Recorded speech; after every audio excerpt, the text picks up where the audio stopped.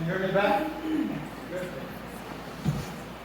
So, let's start off. Just to give you sort of a Google Earth bird's eye view of the high school and the area that this occurred in.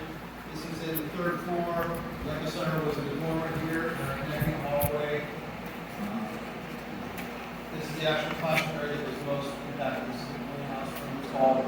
It's all the 304, the biology room. The third floor is predominantly math and science classes. So just as a frame of reference, when you sit here and look at the photos. So I was called at about 2:15 or so on Tuesday afternoon by the Deputy Director of Facilities. Said that the fire alarm had gone off at the high school, and there were some contractors for access to the mechanical areas. For those of you not familiar, my office is the farmhouse that's on the corner, a lot of the high school.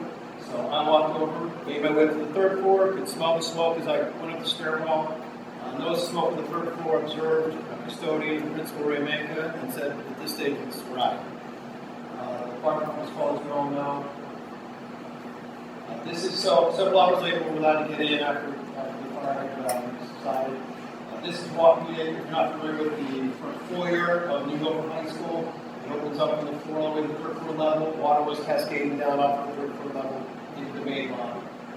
So as I walked up one of the two center stairwells, water was still pouring down the stairwell, as you can see. A lot of soot, a lot of debris that was washed away with the water also was included with it. So sorry if you're off to the distance or maybe we'll put this on. This is showing what I have to the third floor. Obviously the power had been cut to the building, so there's no light at that stage. This is the amount of water, 1 to 2 inches probably on the third floor there at the time.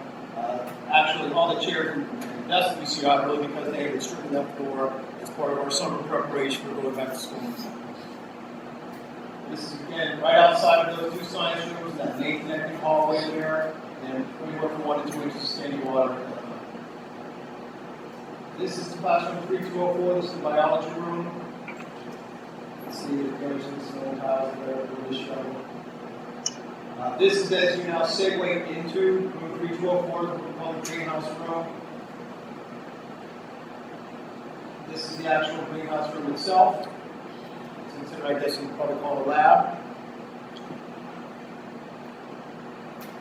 This is showing the ceiling. This is the door I referenced in the first photo that showed you the overhead look. This is looking from the inside here. As you can see, the ceiling is down. A lot of the cement is just fireproof and it's on the beams. And either come off, so at least it did its job there and encapsulated, protected the structure. Here I pointed out there, it's probably hard to see from the distance, I apologize, but you're looking at where the actual steel decking is buckled due to the heat there. This is an ancillary classroom. It's not all the way to the science wing. It just shows you how the water had migrated down the hall into other areas. So Gulf Proper Restoration was there in the evening. They then mobilized the following morning. They have upwards of 50 people a day on site. They have a 450 kilowatt generator that's there to power the center of the building. We do have the exterior, the outside, the ancillary rooms there, the theater, the gym. We do have power for that area. But they obviously have disconnect light fixtures and such, and so they had linear generators in for that. They have probably 100 pieces of equipment there, dehumidifiers, dryers. And within 24 hours, all the standing water that I showed you in the first couple photos had been removed. So, obviously, this is the first floor hallway. It shows you there the day of the morning of the following morning, Wednesday morning, and the amount of water that was still in the first floor hallway. By later that day, they had temporary lighting up there and had the water staying up. So, this is here a little more recent here. And now they've expanded the roof ceiling tiles and all the hallways there at the high school, third, second, and first floor hallways. And so now we're at the stage of removing desks and chairs that can be cleaned, but were in areas that weren't severely impacted by the building. They sit in the staging area here in the cafeteria. So realistically, at this stage, that's really all we've got as far as I can provide with information. Scope of work remains to be seen. And the fire marshals will obviously conduct the investigation, so I can't really speak to the